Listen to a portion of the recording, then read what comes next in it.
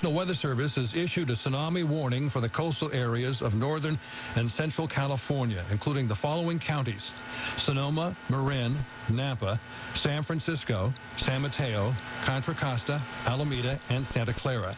This is a result of an 8.9 earthquake near Honshu, Japan, that struck at 2:46 local time in the afternoon in Japan.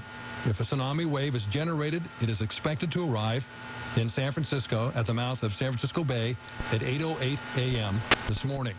The tsunami warning means a tsunami is imminent and that coastal locations in the warned area should prepare for flooding. The National Weather Service is updating conditions hourly or as conditions warrant. This concludes the activation of the emergency alert system.